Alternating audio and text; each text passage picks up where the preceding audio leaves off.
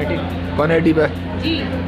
तो हमने पूछा भाई क्यों रोक रहे हो? क्या रुक जाओ, मैं तलाशी ले ली तुम्हारी गाड़ी की। क्या ले लो भैया? क्यों? बोले क्या मैं मुखबरी वो खबर मिली है कि गाय का गोश्त काट कर लिया। मैं कि देख लो।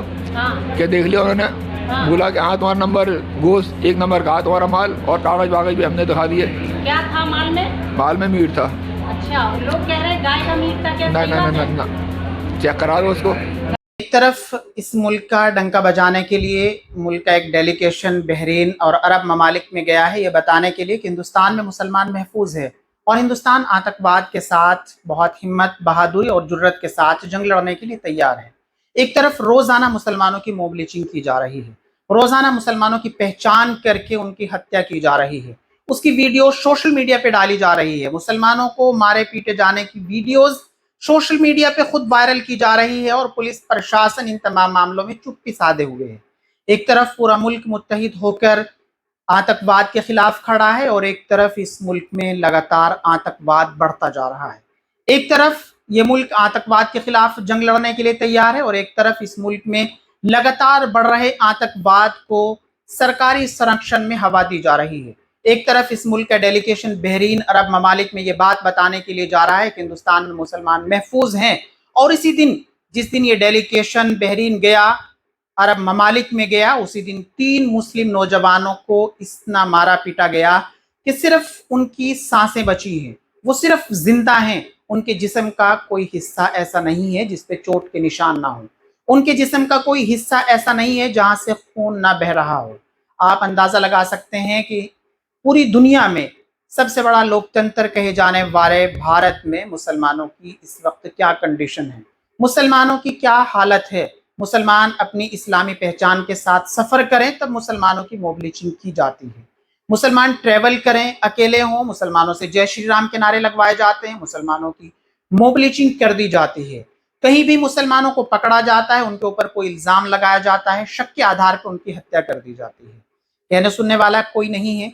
सरकार की तरफ से ऐसा कोई मजबूत कानून नहीं बना कि जिन्होंने मुसलमानों की मॉब लिंचिंग की है उनको फांसी के फंदे पे लटकाया जाए।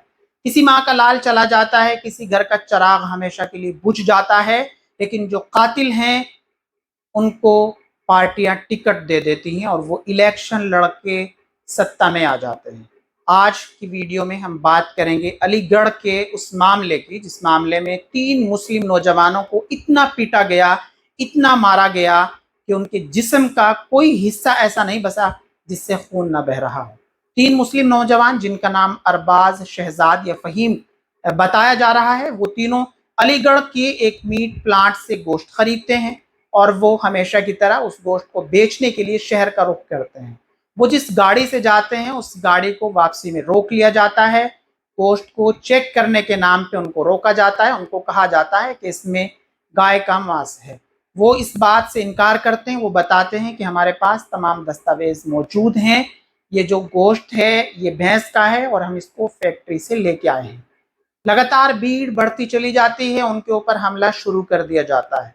बताया जाता है कि इस भीड़ में 200 से ज्यादा लोग होते हैं जो उनके जिस्म से कपड़े उतारते हैं और उनको इतना मारते पीटते हैं कि उनको शायद मरा हुआ छोड़ते हैं।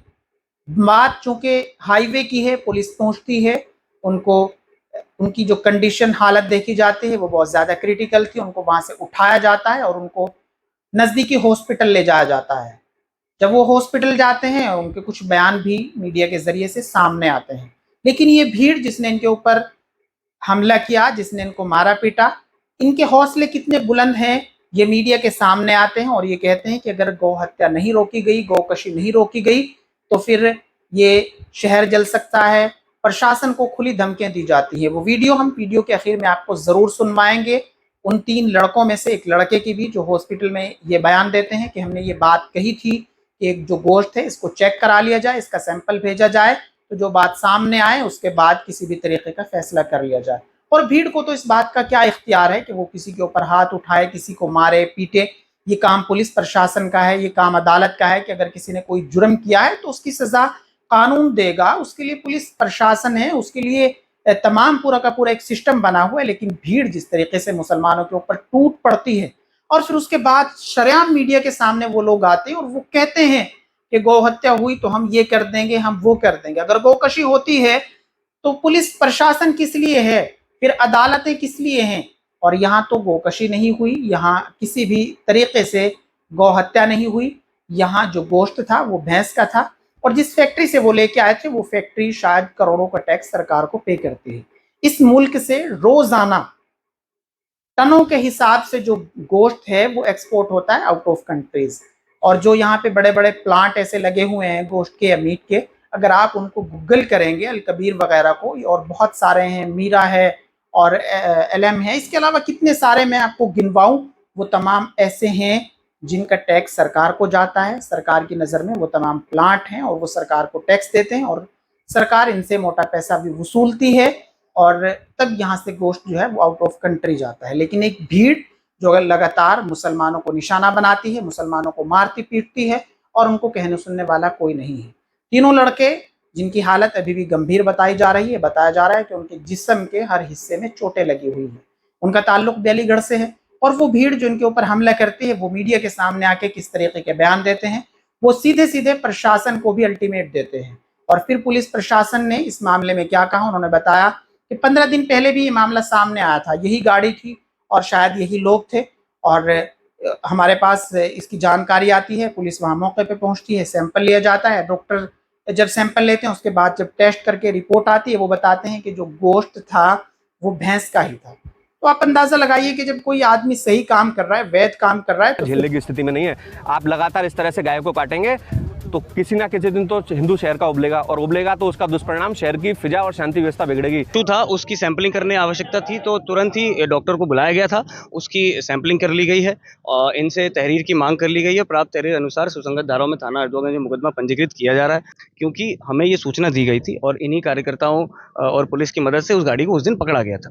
उस गाड़ी को पकड़ के और थाना अकराबाद पे ले जाया गया था और वहाँ पे डॉक्टर्स को बुलाया गया था, उन्होंने उसी की सैंपलिंग की थी। डॉक्टर के पास सैंपलिंग करने का एक तो प्रथम दृष्टया रिपोर्ट का एक तरीका होता है और दूसरा एक डिटेल रिपोर्ट का तरीका होता है। तो प्रथम दृष्टया जब डॉक्टर ने कह दिया कि वो जो है भैंस का मांस है, एक दूसरा जिन्हें पकड़ा गया था उनके पास रजिस्टर्ड वो रसीदें थी जहां से वो उसका स्लॉटर करवा के लाए थे और जहां से जिस पेट से उन्होंने खरीदा था।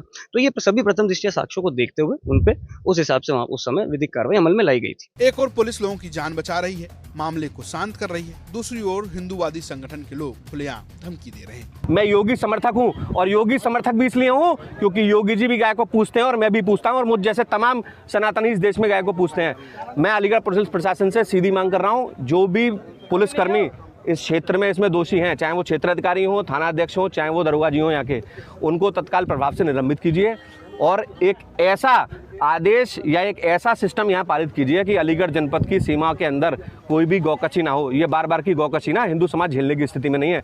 आप लगातार इस तरह से गाय को काटेंगे तो किसी ना किसी दिन तो हिंदू शहर का उबलेगा, और उबलेगा तो उसका दुष्परिणाम शहर की फिजा और शांति व्यवस्था बिगड़ेगी। इस पूरे मामले के बाद पुलिस ने हिंदूवादी संगठन के 13 नामजद और एक अज्ञात व्यक्ति पर मामला दर्ज किया है। ये मामला पीड़ित परिवार की तरफ से दी गई शिकायत के आधार पर दर्ज हुआ है। अवगत कराना है कि आज दिनांक 24/5/25 को पनेठी साधु आश्रम मार्ग पर एक मैक्स गाड़ी को कुछ अज्ञात व्यक्तियों द्वारा गोवंश के संदेह में पकड़ लिया गया। वह मैक्स गाड़ी में सवार व्यक्तियों के साथ मारपीट की गई। पुलिस द्वारा उन सभी व्यक्तियों को वहां से निकालकर चिकित्सकीय उपचार हेतु अस्पताल भिजवाया गया, जहां उनका उपचार चल रहा है। वह सभी की हालत स्थिर बताई जा रही है। अवशेष की सैंपलिंग कराकर परीक्षण हेतु विशेष वाहक को मथुरा रवाना कर दिया गया है। प्राप्त तहरीर के आधार पर समीचीन धाराओं में थाना हरदुआगंज पर अभियोग पंजीकृत किया जा रहा है। दोषी व्यक्तियों की लगातार पहचान की जा रही है। शीघ्र ही सभी की गिरफ्तारी सुनिश्चित की जाएगी। अन्य वैधानिक कार्रवाई की जा रही है। मौके पे शांति है। फिलहाल जिस तरीके से अलीगढ़ में 4 लोगों को शक के आधार पर लिंच किया गया है, उसके बाद राजनीति भी गर्म होने लगी। अलीगढ़ से अकरम खान की रिपोर्ट, यूपी तक।